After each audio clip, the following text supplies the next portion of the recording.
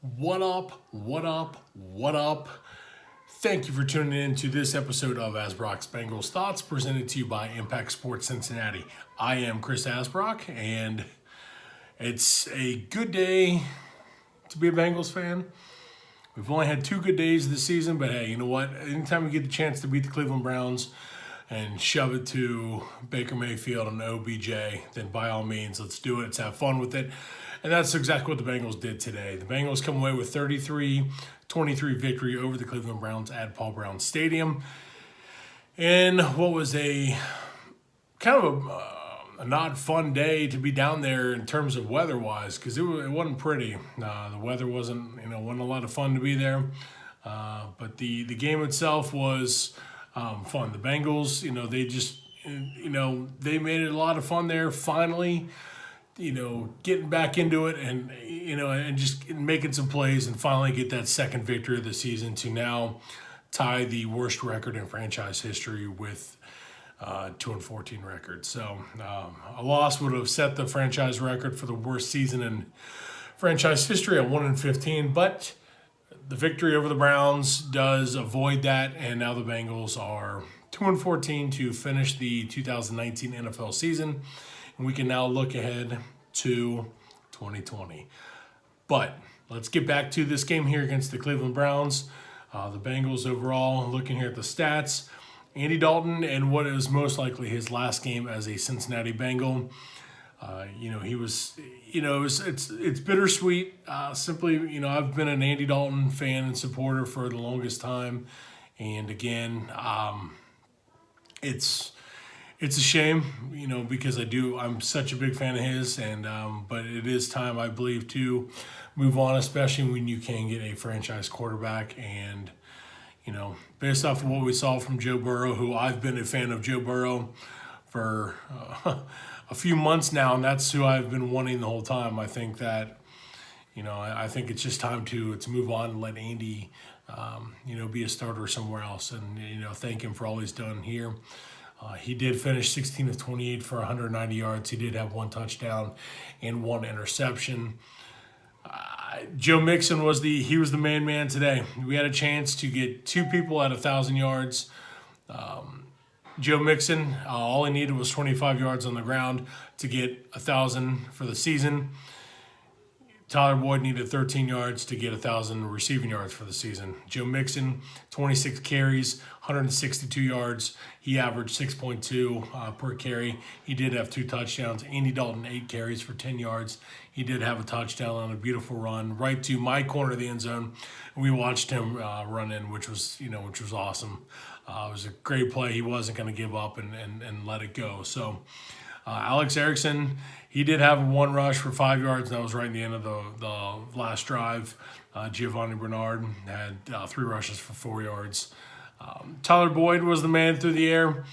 He had 7 targets here, looking here at the stats. He did bring in 5 of those for 59 yards. John Ross was targeted 5 times. He did come down with 2 for 42 yards. Tyler Eifert was targeted twice and did bring both of them in for 34 yards. CJ Uzama had 5 receptions. He was targeted 6 times, and he did get the touchdown pass in the first quarter. But overall, another day where the Bengals, the Bengals looked pretty, pretty darn respectable. It was kind of nice, like I said, it was kind of nice to see. I'm trying to pull up the stats because the NFL site is not wanting to cooperate with me right now. But in terms of the drive summary here, you look at the Cleveland Browns. They get the ball first and they go 3 plays, 56 yards in just 1:28. And it was a 46-yard touchdown pass from Baker Mayfield to Ratley. And that was just, that was a little frustrating to see. And it was like, okay, here we go. Bengals say, we can do that. We can do it better. They go 7 plays, 79 yards, 3 minutes and 39 seconds. And that's where Andy Dalton found CJ Uzama for a 15-yard touchdown pass. Beautiful pass there. Then it was 2 straight punts. Browns went 3 and out. They got, they didn't even get a yard. They went back a yard. The Bengals then go 5 plays. They were 5 and out, basically.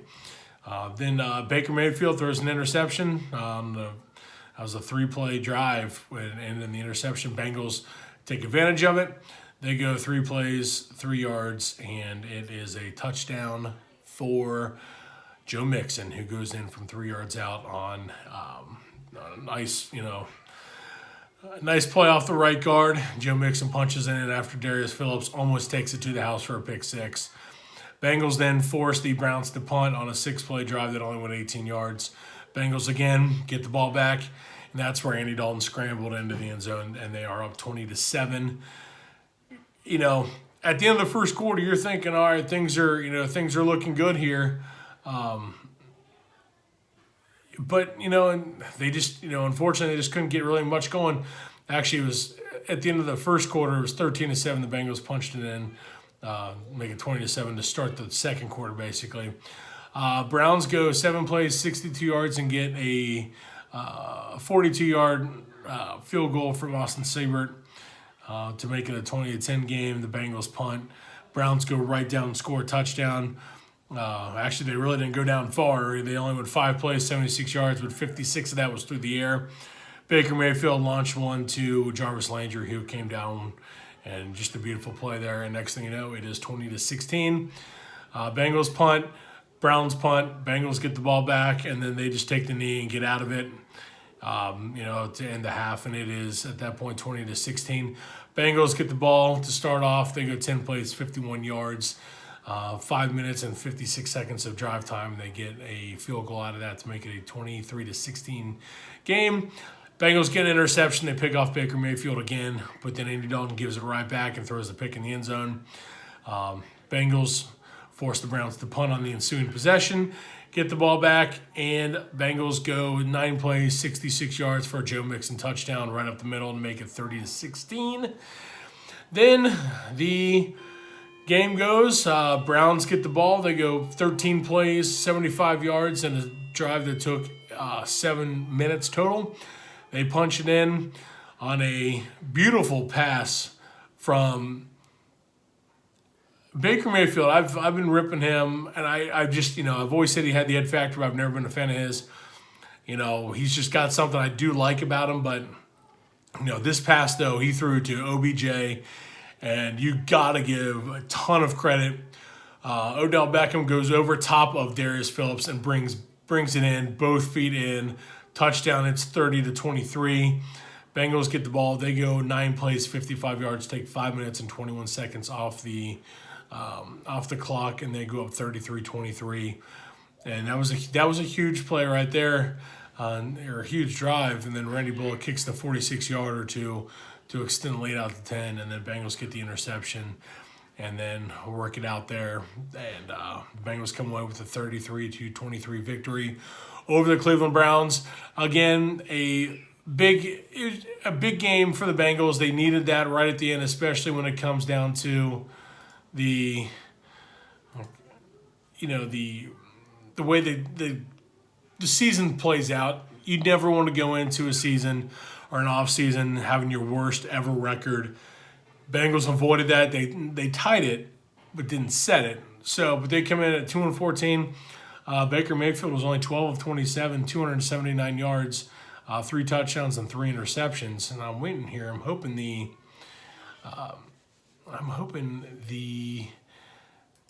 game book will come up here. And it's one thing I was hoping that the NFL website would have.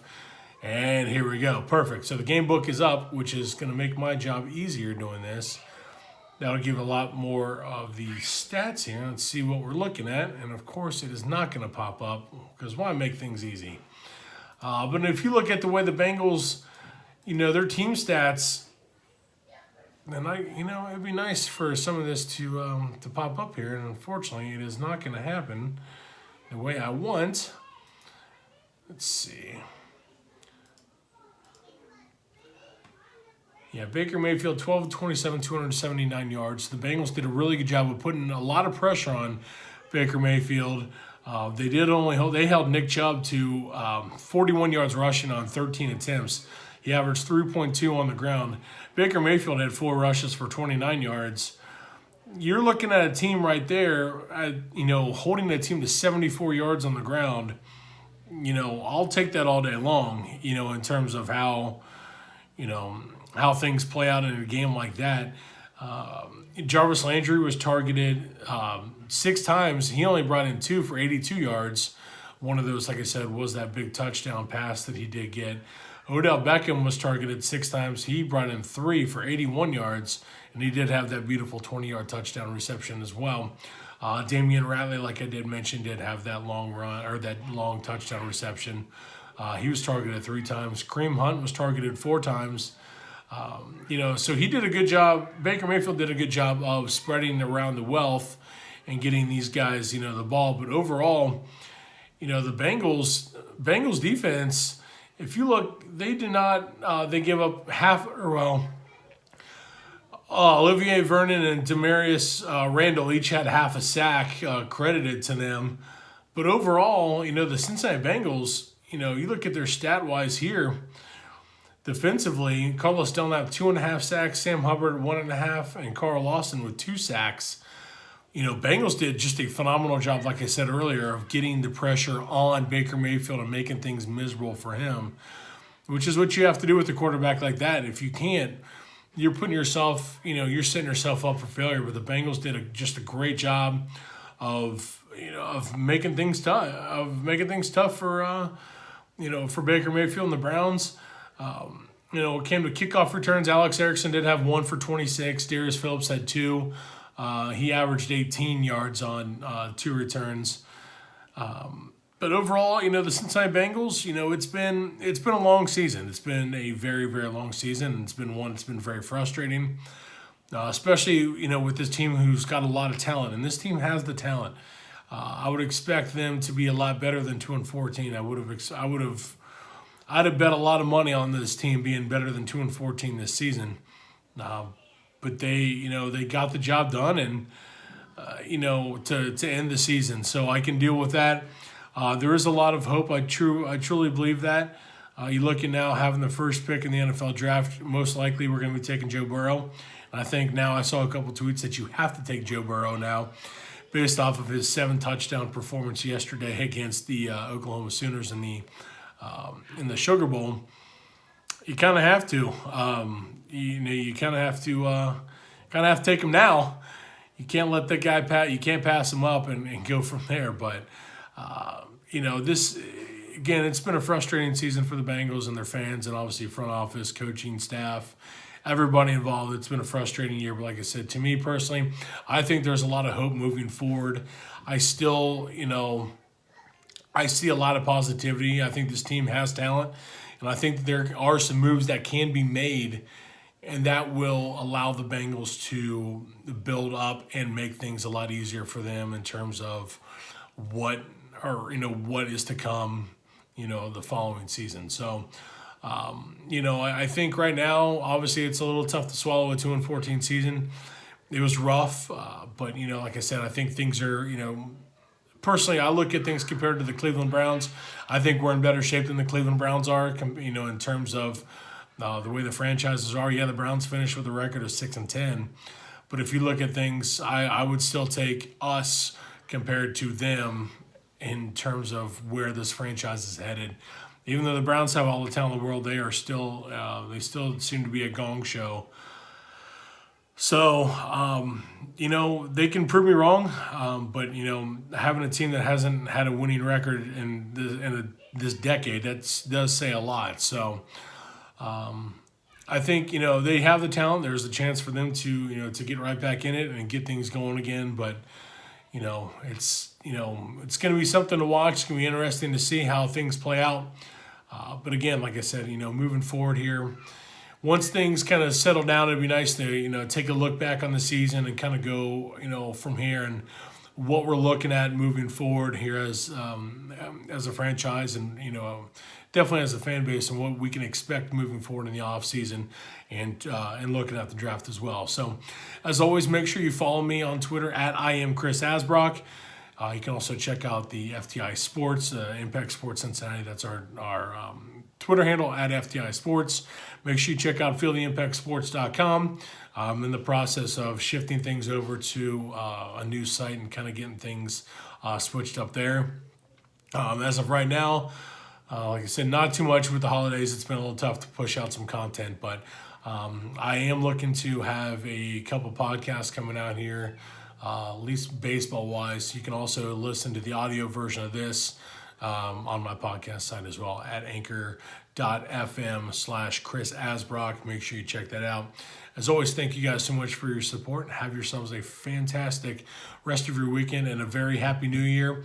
And as we move forward into 2020, please continue your support. I truly enjoy it, and please feel free to reach out and connect with me, and just chat some sports as we, like I said, as we head on into 2020, and what should be a fun year and hopefully a great sports year as well. So thank you guys as always, and look for me to be back as I will be doing some more content in terms of the Cincinnati Bengals and what we can expect moving forward as we look into the draft and free agency and everything like that. So, as always, thank you guys so much and have yourselves a fantastic and a happy new year.